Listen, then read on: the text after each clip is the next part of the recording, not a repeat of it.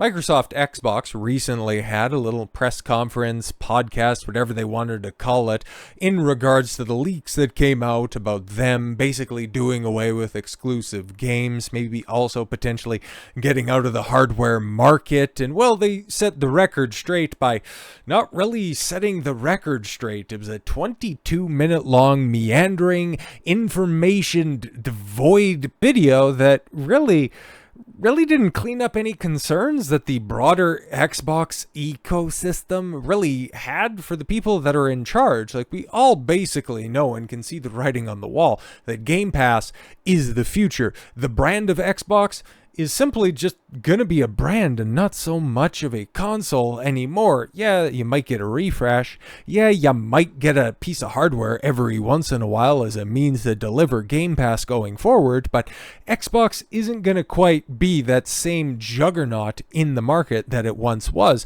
It's so wild because I have been aware, I've been cognizant of Xbox since its inception in the early 2000s with the release of the original Xbox. You remember that The Rock of all people, was one of the first people. Might have actually been at that introductory Microsoft press conference to announce the Xbox, back when it was the big silver X, before it became that, black plastic, super powerful console that was basically the place that you could go to play, first-person shooters. It was a late entry in the 7th generation. I think that's the 7th generation, right? After the PS2 completely dominated, the GameCube completely fell off after also trying to over-rely on power and ended up losing all of its third-party support that Nintendo spent, 2 decades cultivating. But, it fell off then. And then Xbox and Microsoft seeing something in the market that they could go ahead and exploit, and then that ending up coming to full fruition with the Xbox 360. And I know, ultimately, I think the PS3 and then obviously the Wii did end up outselling the console, but during the time of the PS3, Xbox 360, and the Wii, there was one place that gamers would go to, at least in the early stages. Like Xbox, it was the console mover. If you were the person who wanted to play sports games, if you wanted to play first-person shooters, it is still, frankly, okay, like, I've just recently gotten a PS5. I haven't had a lot of time to fiddle around with the DualSense controller.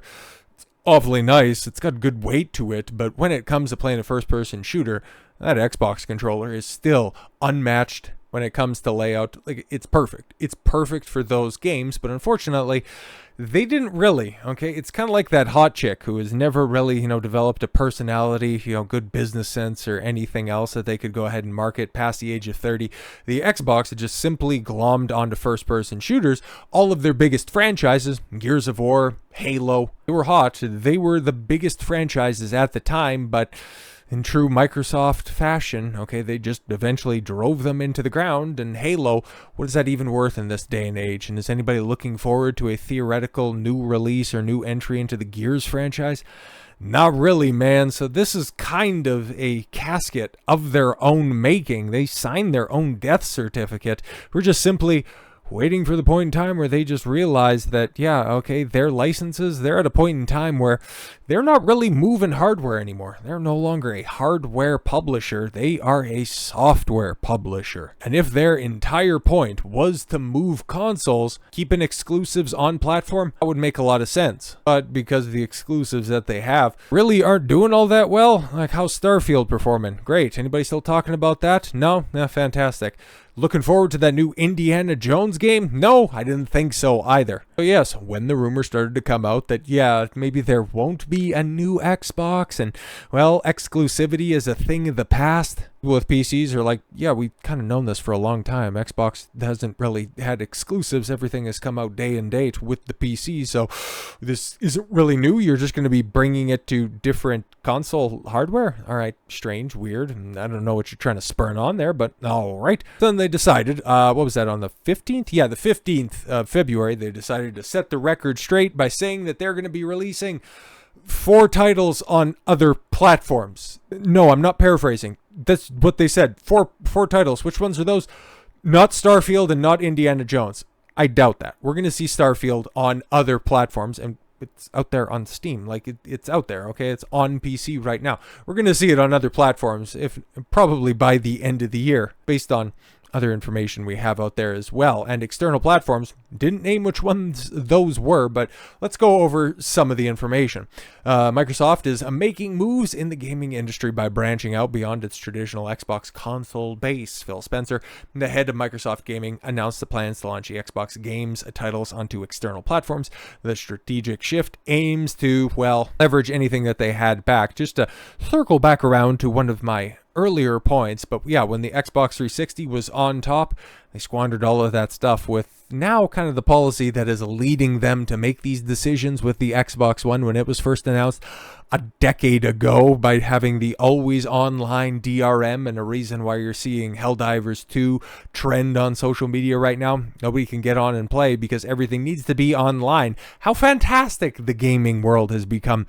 The Xbox was just simply one cycle too early if they wanted to introduce their Big Brother style policies. Should have just waited it out. They never recovered from that abysmal pre-launch marketing from the Xbox One. They've just been kind of languishing in the background. Because if it wasn't for, like, I don't even know why I bought my Xbox One eventually. It was the limited edition Halo 5 one, but I don't actually even know where it is. Like, I can tell you exactly where the rest of my consoles are. I have no idea where that one is. I don't even think I completed a game on that. And yeah, I have no reason to buy an Xbox Series S or Series X, because even if there was a game, there still hasn't yet come out one. Or what, just about 5 years halfway through this console cycle, they haven't released a single game that I'm in any way, shape, or form enticed to go and play. The only reason I bought a PS5 is so at the end of this month I can play Final Fantasy VII Rebirth. Finally got a name check. And when that eventually does get a PC port, well, probably stop playing it on PS5 because it's just going to eventually look better on PC. Going to perform better, and plus I'm going to get mods over the top of that, and it's going to be a hell of a lot of a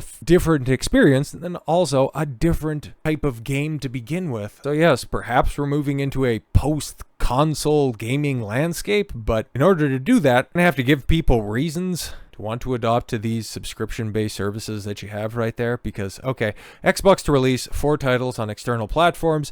Microsoft Gaming CEO Phil Spencer announced on a podcast on February 15th. And the reason he did this is to tap into the wider base of gamers following the acquisition of Activision Blizzard. That doesn't make any sense at all whatsoever. Listen, we're going to release old games.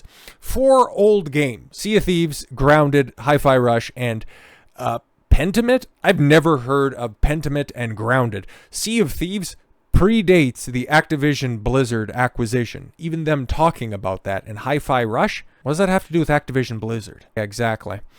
Criteria for selection titles have been available on Xbox for at least a year.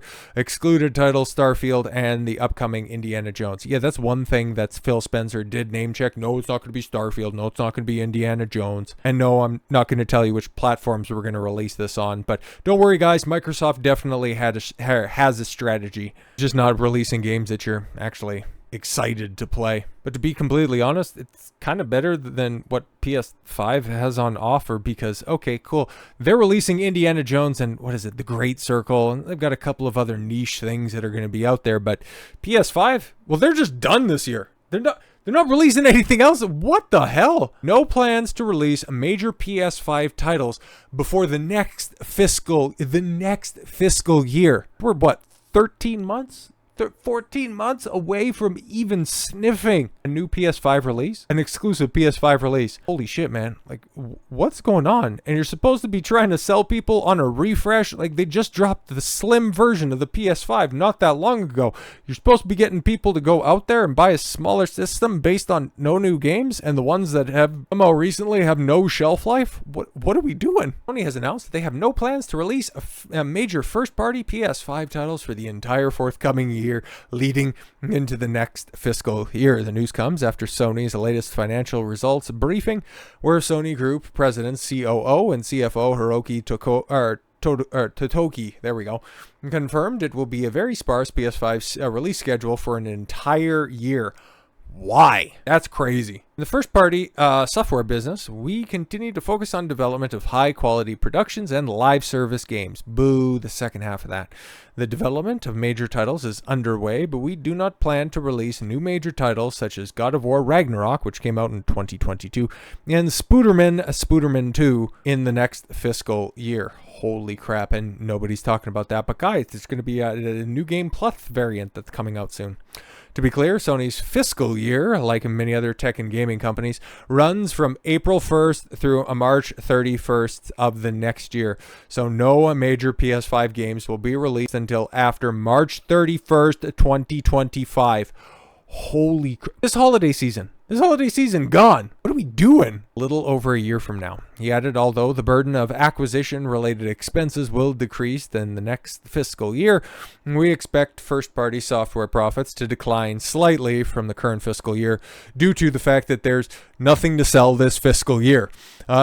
Toki also revealed Sony already considers the PS5 to be moving into the second half of its console cycle. Well, yeah, I remember when console life cycles were, 5 to 7 years? What is it? The PS2 ended up releasing, what was that, 99? I think it was for, Christmas 99. And then the the PS3 came out and I'm pretty sure that was 2006, 2005 or 2006. And that was the first long in the tooth life cycle. And then the PS4 ended up running pretty long. That one, no, it's actually got that. I went to a launch lineup for that one for the PS4. I still have my launch PS4. It's been tucked away because it's been, rendered useless thanks to my acquisition of a PS5. You can play all the games. It's fully backwards compatible, which is actually a big W for PS5 after, the bungled PS3 backwards compatibility. Anyways, they'll still release games and a bunch of the, like sports games and stuff like that. I think they just discontinued PS3 and Xbox 360 releases for that stuff. And I'm joking, sort of, kind of.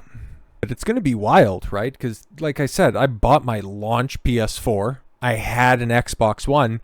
There aren't very many games that people are going to look back on, and then especially with this console cycle, outside of Rebirth, please be good, that anybody's going to look back on and in the same time frame where you can look back at the Super Nintendo and the NES, those generations, and look back and go, wow, those are historic games, okay? Because I could give you a list of the top 20 SNES games that are out there, and all of them are classics and bangers. Can you do the same? Can you name 20 games, 20 exclusives that came out on the PS4? Not just good, but just 20 games in general, exclusive to the console. No, you can't. That was the problem with the 360 towards the end. After Halo 3, after Reach, after the conclusion of the Gears of War trilogy, it just became the Call of Duty box. It became the Madden box. And at least, the PS3 had the Uncharted trilogy. Sony was making some shooters, Resistance and Killzone, where they were there. They were of some quality, and they did have some JRPGs. Some of them were good. Some of them were Final Fantasy 13. I played that entire trilogy, and I can't tell you a goddamn thing about them.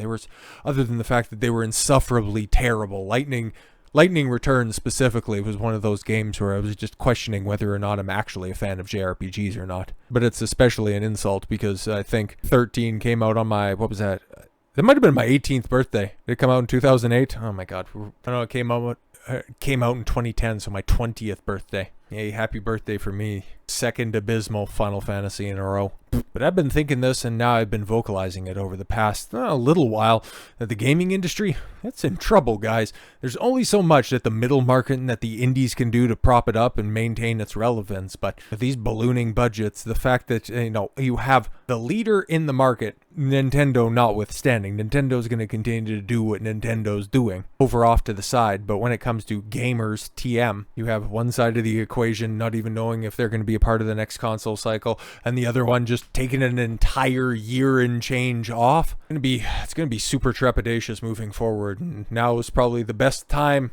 It's definitely the most interesting time to start leaning into the conversation and lending my voice to this, my beleaguered, disaffected gaming voice. And if it's going to get any more cynical, well, I can't say that for certain, but if Rebirth sucks, I'm definitely going to become a lot more persnickety about certain things. But with all that said, thank you all very much for the gift of your time. I've been Don Consuelo. I want you to follow your gut and get after it. Take care, everyone.